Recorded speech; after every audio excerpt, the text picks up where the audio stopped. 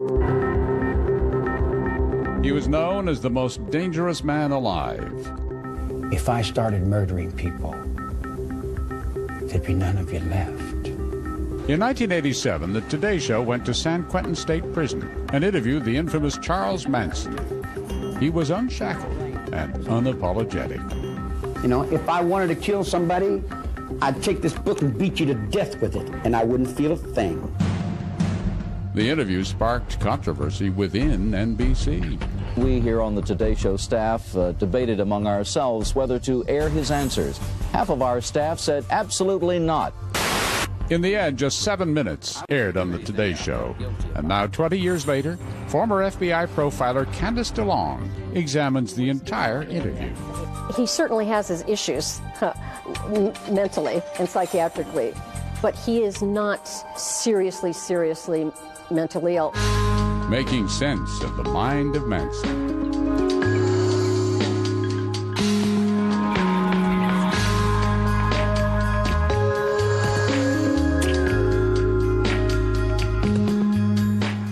Friday night in Los Angeles, a movie actress and 4 of her friends were murdered, and the circumstances were lurid.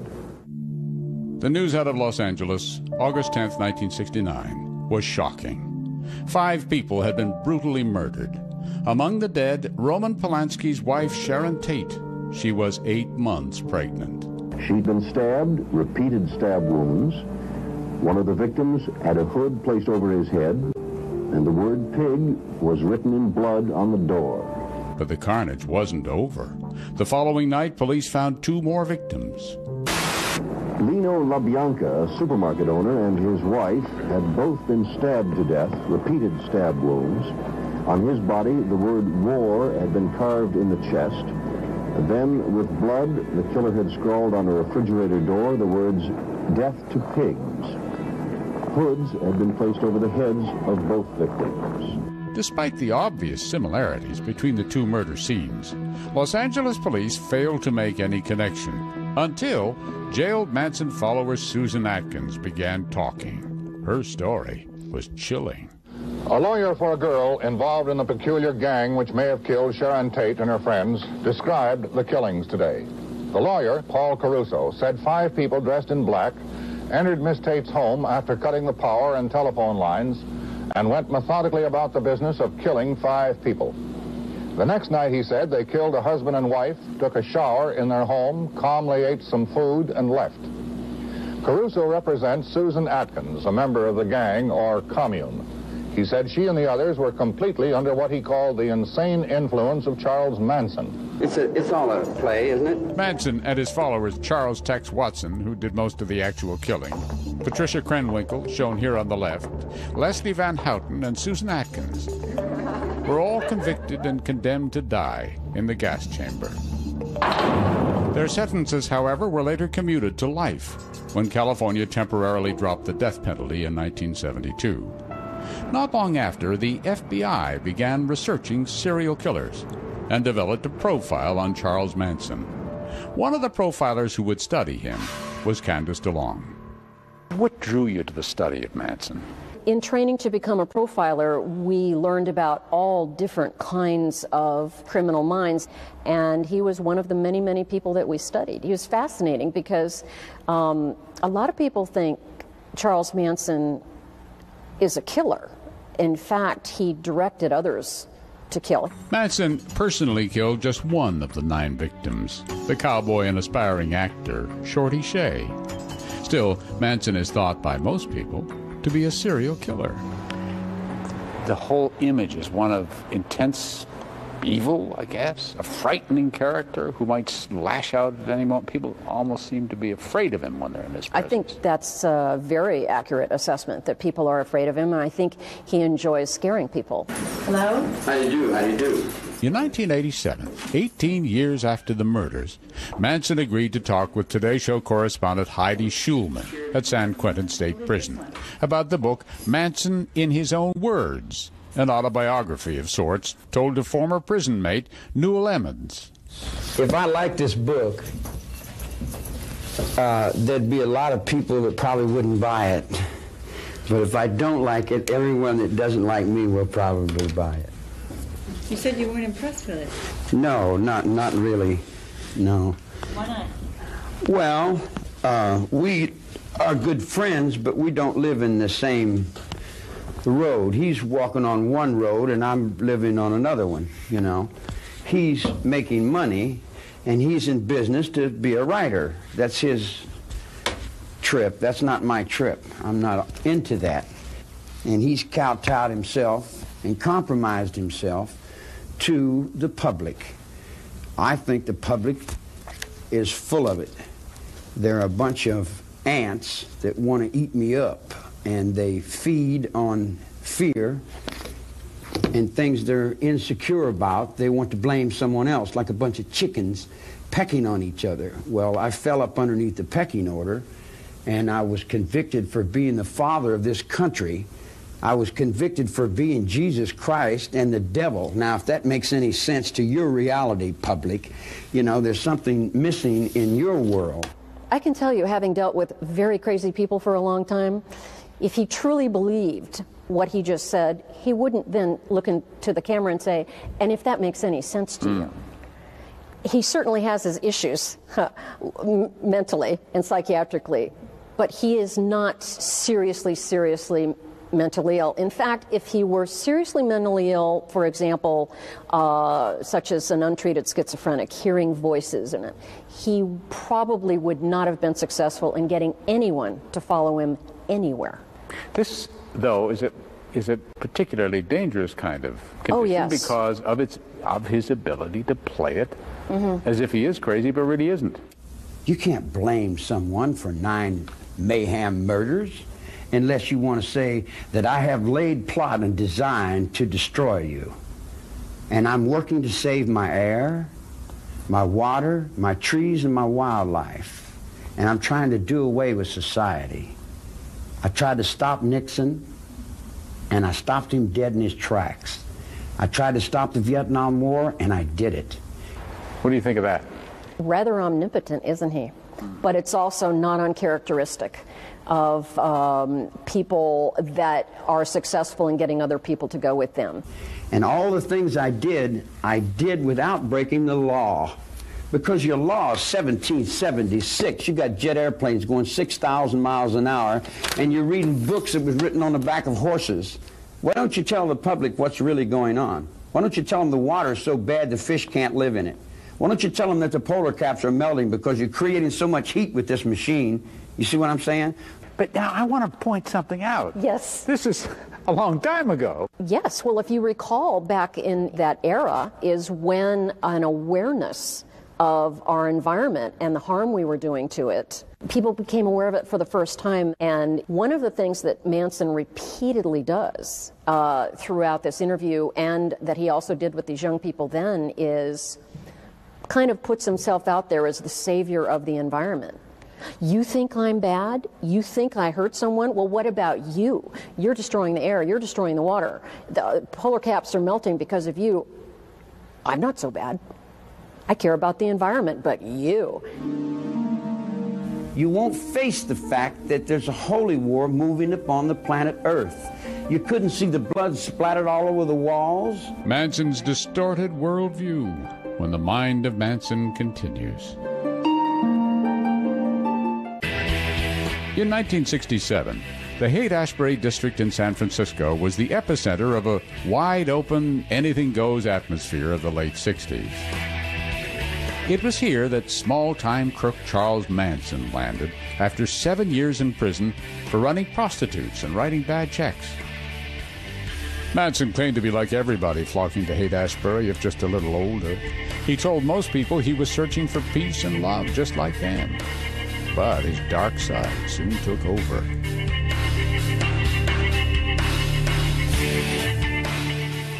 Manson was in his early 30s at the time that he was in the Haight-Ashbury, developing what became known as his family. And so there were all these young people there looking for something, many of them using drugs, and he gave them what they were looking for. He said free food, free lodging, free sex, or free love as it was called then, all just flowed because he played a guitar, he sounded like he knew what he was talking about, to an 18, 17-year-old runaway who might have, wow, this guy's really something, and the family grew.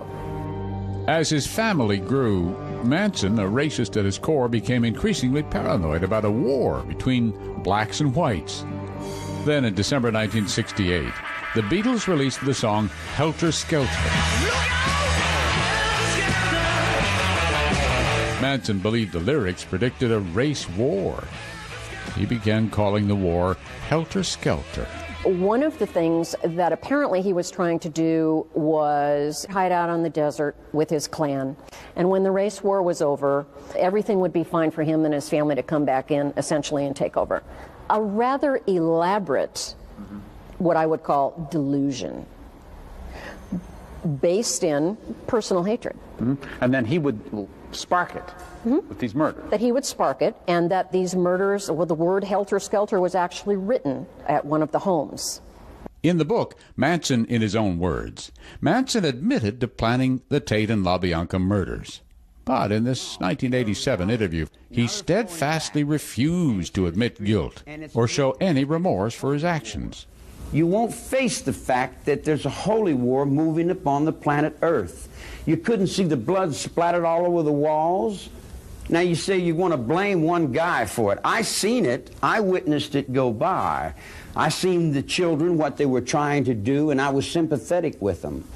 But you might say I'm a devil in this respect, that I never broke will or entered into anyone's circle with breaking will in any respect whatsoever. I just watched the flow downstream.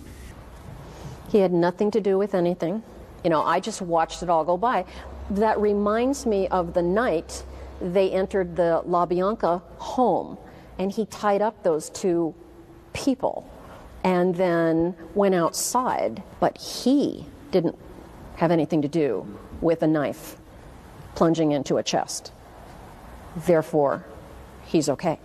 From your words, as Mr. Emmons quotes them in this book, it's clear that you were guilty of murder, and yet he says in all his conversations with you, he never heard you express remorse. Have you never felt it? Remorse for what?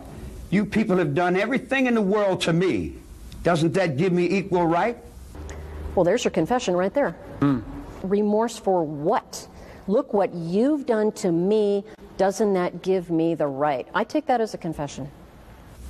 I can do anything I want to you people at any time I want to, because that's what you've done to me. If you spit in my face and smack me in the mouth and throw me in solitary confinement for nothing, what do you think's going to happen when I get out of here? What do you think's going to happen to you? The things that you create in here. That was deliberate.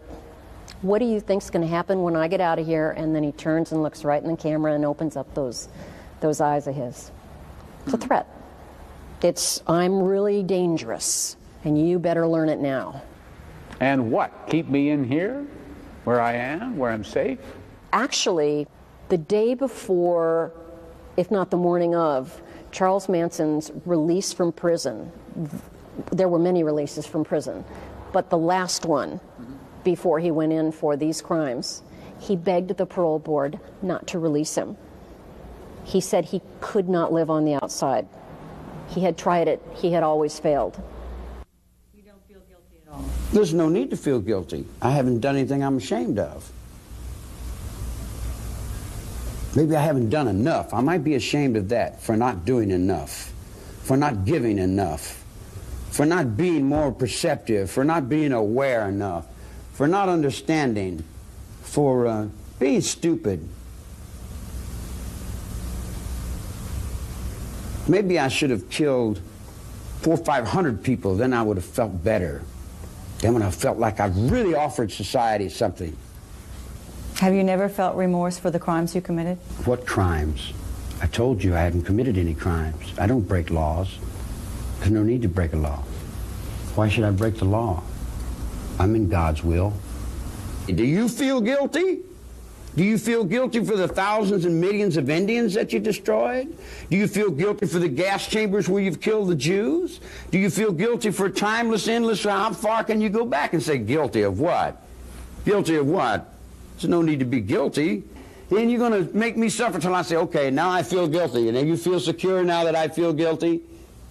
Was that going to make you feel better if I feel guilty? Guilty. I wouldn't do anything that I felt guilty about. That's a big rant about guilt, isn't it? Yeah, a big rant about guilt. I don't believe he feels guilty about the 9 people that died.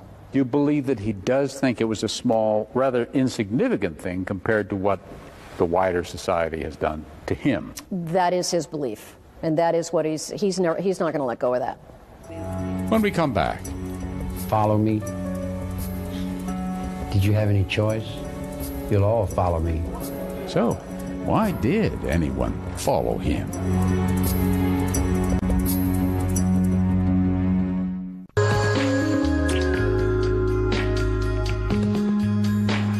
The book says you get a lot of mail from people who want to follow you still. Follow me.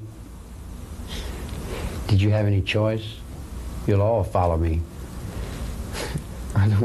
You know, you got these people over here that want to live. You want to live? Get in line, we'll live. You don't want to live?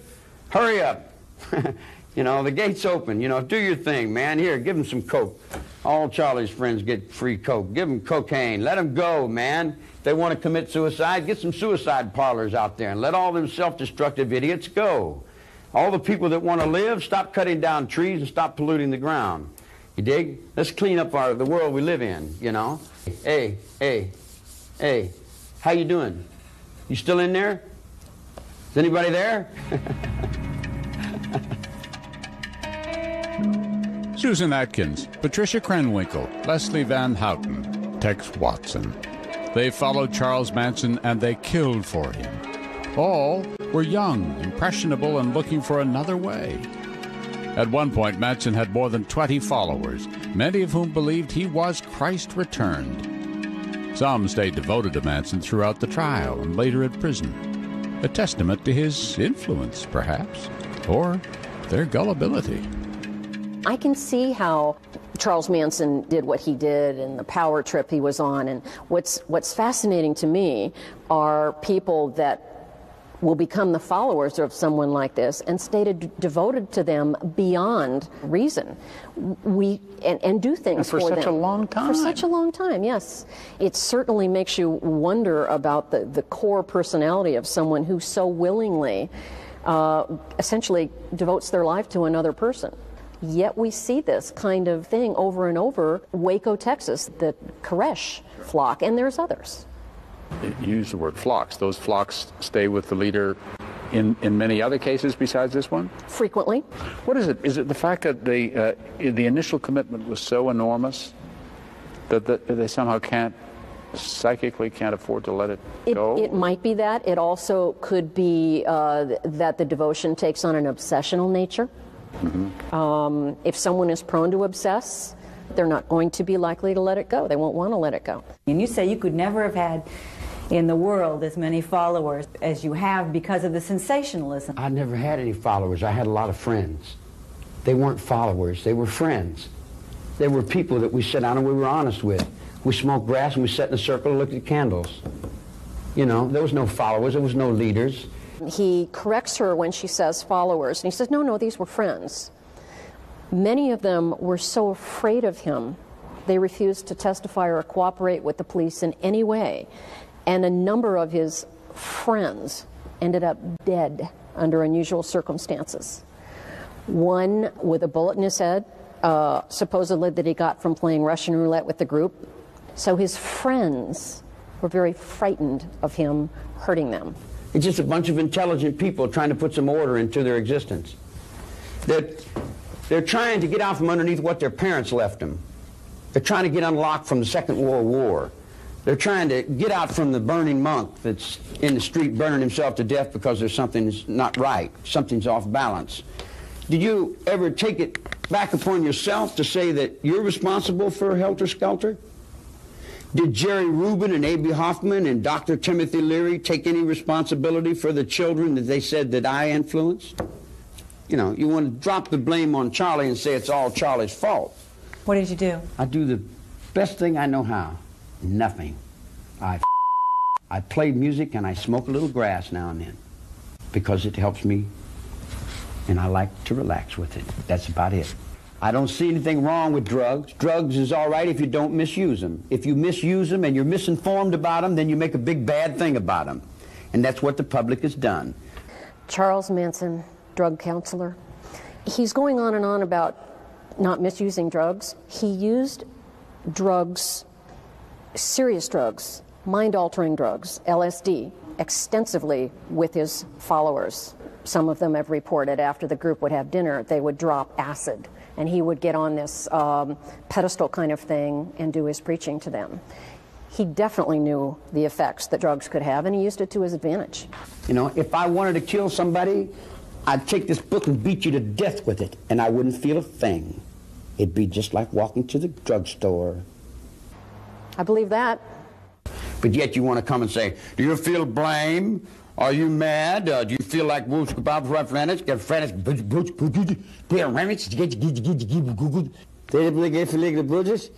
blame the little babies? Mr. Emmons, this is a very... I got to take a Would you excuse me? Take your mic off and get this guy. Hey, you don't mind if I'm directing to the point, do you? Not at all. It don't take me to tell you that you're about 10 pounds overweight, does it? Thanks. But I can be honest with you, Ken. What is the worst thing you can say to a woman who makes her career in television? And I think he just managed it, and he did it with a smile on his face. He said, oh, come on, you want me to be honest, don't you? So he's not terribly happy with the way this thing has gone. I think that may well be, in his mind, he thought he was hurting her. Probably, I believe, because he's angry. When we come back. First of all, my mother was a prostitute, and she lived in the street. The source of Manson's rage.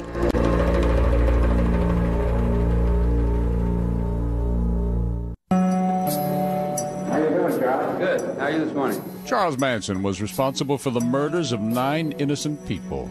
He became a terrifying cultural icon. How you do? How you do? We've invited former FBI profiler Candace DeLong to watch Manson's 1987 Today Show interview and shed some light on one of America's most notorious killers. What produced the violence? What was the point?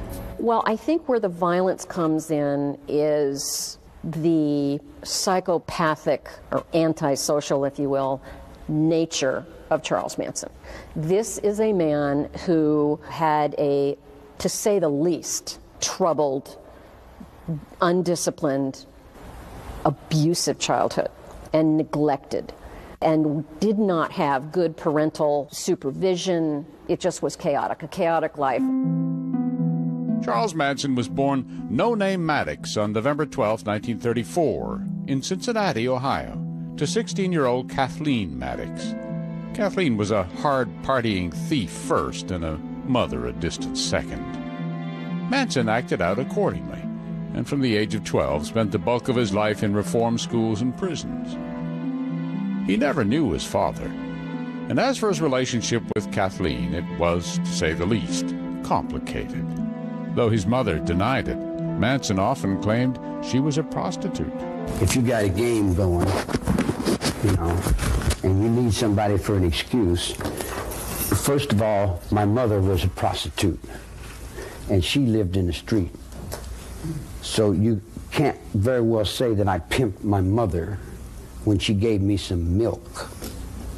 Do you see what I'm saying? In other words, I was raised in that alley. That alley is where I live. I live in the street. I live where it's rough, and it's tough, and it's hard. Nobody gave me nothing. Everything I got, I had to bite for it and scratch for it. So it's the same principle when it comes down to surviving. If me and you are on the street, you're the strong one. You're the one with the power. I take second seat with you. I say, look here, girl, here's our problem. What are we going to do about it? Now, if you got to give up a little something on the side to do what, there ain't no jealousy in me. What you do is your affair, but we're hungry here, moms. You dig what I'm saying? So the broad went out and she made a few dollars. She come back and said, here, some money. I said, money, that's what we need. So I took the money. Now, the law and the government calls that pimping. When he was young, very young, it appears, based on what I've read, she repeatedly rejected him and gave him to relatives to take care of. And like a lot of children who feel rejected by a parent early on, they spend the rest of their lives trying to somehow win the respect of the parent. Win their love, win their favor, which is why I think he probably repeatedly went back to her.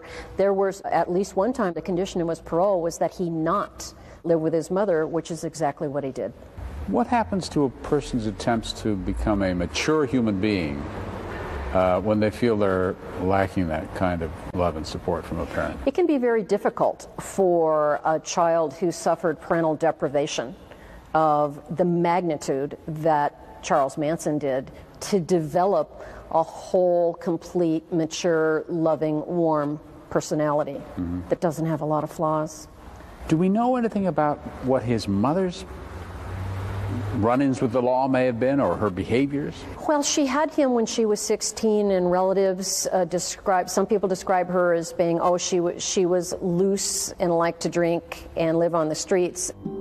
Early prison reports describe Manson as having an intense need to call attention to himself and a tendency to involve himself in fanatical interests. Manson was an avowed follower of Scientology for a time, but his greatest passion was playing guitar.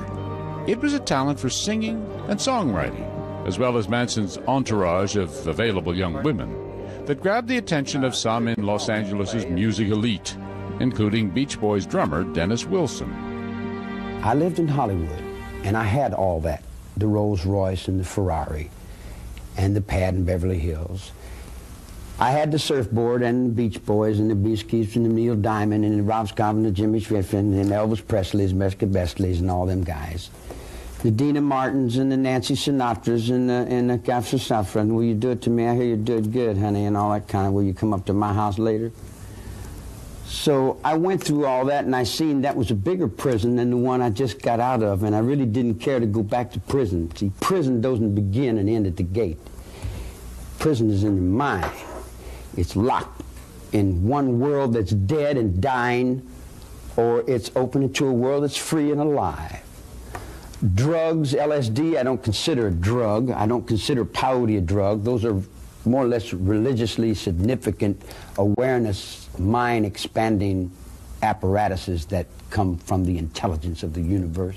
The reason that the girls liked me was, hey now, I'm all around you, Hey now, up on your heart I can sing through you. And I play and I sing, and they say, hey man, you got soul in that music. And I said, yeah, I play a little bit, you know. I like music. And they said, man, you're really somebody. I said, oh, I am? Oh, I just got out of jail. I don't know what somebody is. They like my music. They say, man, we want to get you over. I said, get me over for what? They said, we take you down here to Beverly Hills and we want to get you in with, because you're a star. I said, I'm a what? They said, you're a star. So they took me to the Beach Boys, and I went and I got on the surfboard and I rode around and I looked and I said, gee, huela chingazos, this is more trouble than what I just got out of. You got look at yourself. You got to wear that, whether you like it or not. You got to do things. You got to get up and go through all kinds of changes, whether you want to or not doesn't matter. Your whole life is put in your paycheck. You couldn't pay me all the money in the world to do something I don't want to do. If I'm shoveling the barn and you want me to go get Kevin Rumflaw, I say, no, I'm doing something right here. I'm helping this blind man. That story is fascinating. So he says he was offered something in Beverly Hills. Yes, he says he was offered something in Beverly Hills. He very much wanted to make his life as a musician, thought he was better than the Beatles. Apparently he was good at playing the guitar. He met a man who knew Terry Melcher, who was a music producer, a very successful music producer. And that man told Manson, you know, a friend of mine is in the biz, maybe he can launch your star. So he brought Manson to meet Terry Melcher, and Terry Melcher listened to his music and passed on it. That night they all got in the same car and they gave Melcher a ride home. Manson was in the car. Terry Melcher's home was 10050 Cielo Drive, later to be the scene of the Tate murders. Manson had been there before, and the time he was there was at a time when he had been rejected by someone in the business for something he wanted very, very much, which was he was going to be a star. Yes. That's the man who told him he wasn't going to be a star. That's right. And the place they dropped that man is where the murder occurred. That's right. So it was a revenge killing. I believe it was, but they got the wrong people. So a disguise within a disguise. A man who claims that he is trying to launch some sort of revolution or start a war between whites and blacks. He's killing the guy, or thinks he's killing the guy who prevented him from being a rock star. From being a rock star, right. One of the most basic motivators of murder, revenge. When we come back, The only thing I did at that ranch is I said, don't you lie. If I catch you lying, I'll take you out behind the barn. And we just never lied to each other. We started telling each other the truth. the truth according to Manson.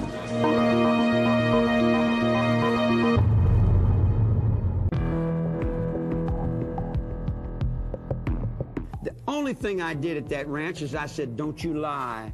If I catch you lying, I'll take you out behind the barn. And we just never lied to each other. We started telling each other the truth. Charles Manson was convicted of orchestrating the murders of 9 innocent people. Manson admitted his crimes to this ex-con Newell Emmons, who put it in a book called Manson in His Own Words. But for Charles Manson, it seemed that facts are beside the point. Truth is perhaps a relative term. Did he lie about you in this book? Lie. Now there's discrepancies in words. Words have many meanings and they lean on each other.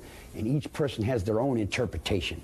I'm not talking about a philosophical hodgepodge of marxology bullshit that you learn in school. I'm talking about the basic, simple, childish, 5-year-old truth. Yes, Mom, I did, or no, Mom, I didn't. You know. Is this book true? True. It's true from his point of view. It's the way he sees it. It's true for the people. It's true for his wife and children.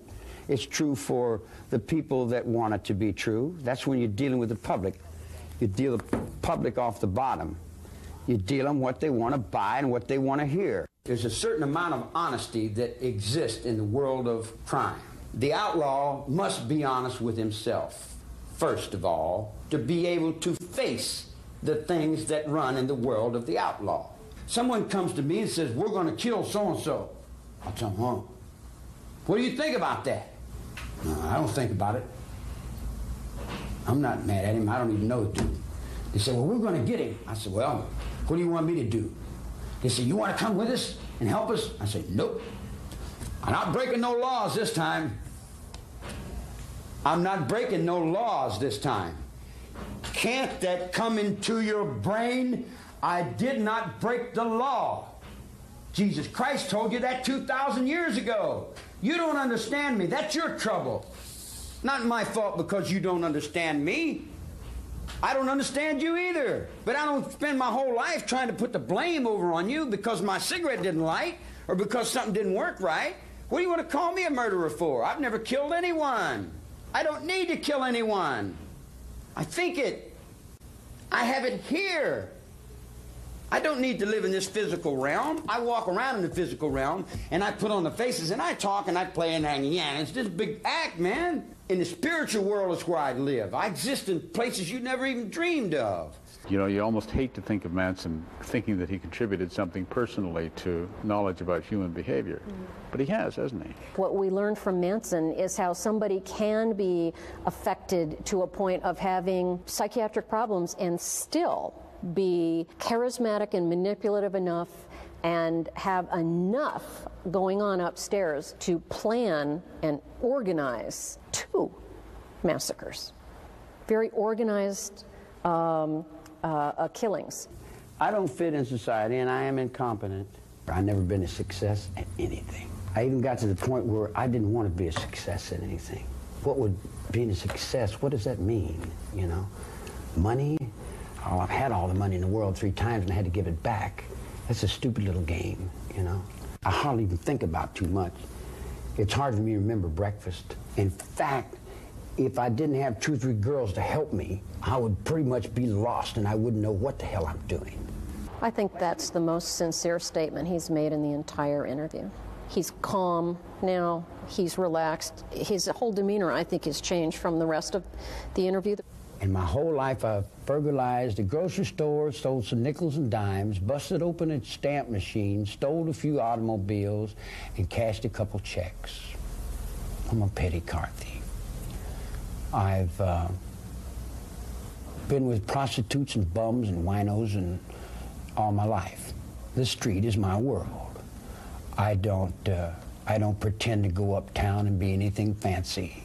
I can, but I find more real in the world that I'm in than I do the tinsel. And the real world is the one I have to deal with every day. Believe me, if I started murdering people, there'd be none of you left. The final threat. Believe me, if I started murdering people, there'd be none of you left. There'd be none of you left. And just a few minutes ago, he said, I've never hurt anybody. I've never been successful. I can barely get through the day. I need help to get to the bathroom. Right. And now he comes across with the ultimate, I'm going to kill everyone threat. Or to let you think that. My children are coming. I told you 20 years ago. I told the judge, can't you see what you're doing here? He didn't care. Nobody cared. Only a handful of children cared.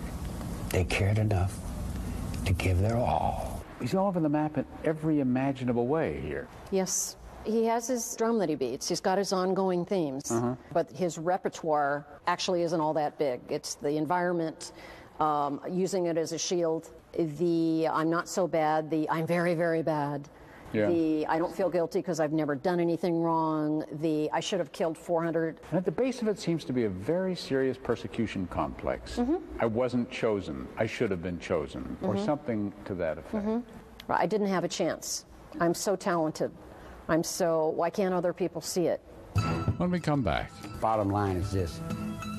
You guys are going to have to take responsibility for some of this yourself. Take it off of me. Put it where it belongs. Could Manson ever be released?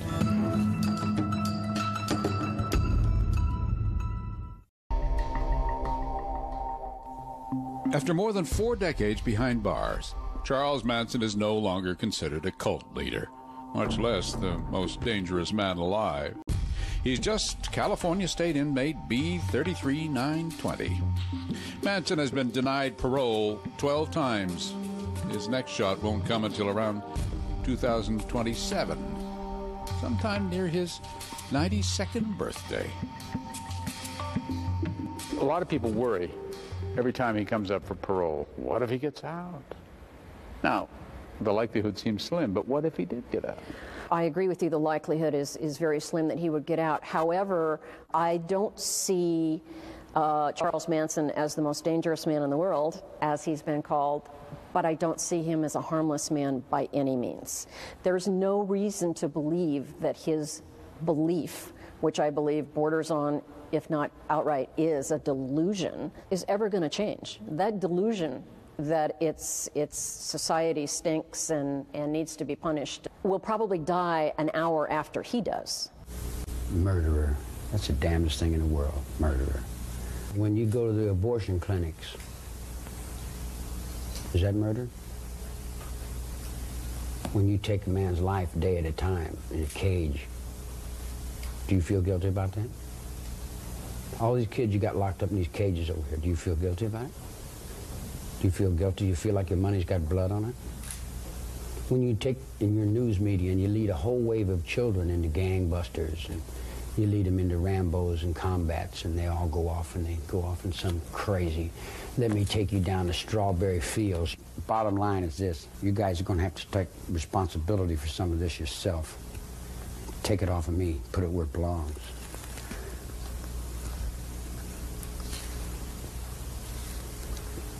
Make sense?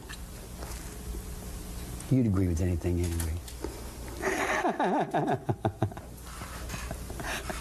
So would I. So here you come. You want to peck on the murderer, the devil and the hippie cult leader and the no good guy, Dick. I'm in the will of a 5-year-old. I go in the vision room and all the kids run over, so they won't let me in the vision room because all the kids come over to play, man. And they get up in my lap, and the little 5-year-old get up in my lap and he'll say, I'm Charlie Manson, give me your money. And he takes their money away from him and he laughs. He's only 5. But that would make me a bad guy because you would say I was influencing him. But how about him? Is he influencing me? I'll tell you what it boils down to. I never grew up. Everybody else grew up, and I didn't grow up. I'm still a little kid. I don't read too well, and I don't write too well, and I don't want to learn. I don't want to learn anything. I'm satisfied with being stupid. But I still, no matter how far I go, I can't get away from politics. I can go to Death Valley and dig a hole and hide in it, and I can't get away from politics. There's only one way I can be free. I got to rule the world. Now, is that insane?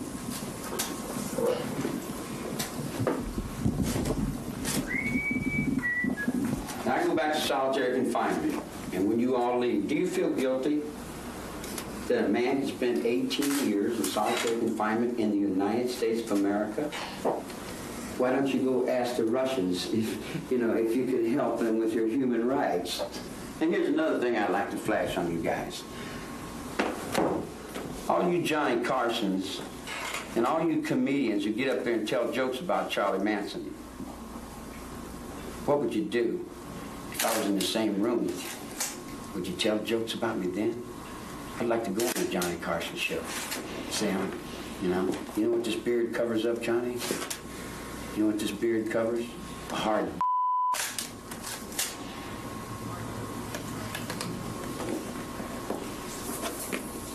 Now that's not moral. And when you go to church, you ask the nuns if they won't go out and deal a little bit of ass to save some of them starving children.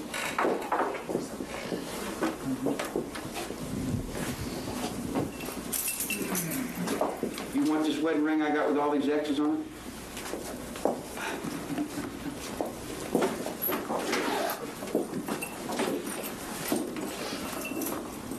Strange man.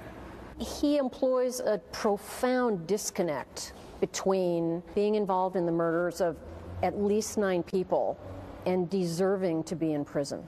So watching a tape like this, watching this particular tape, what do you take away from it?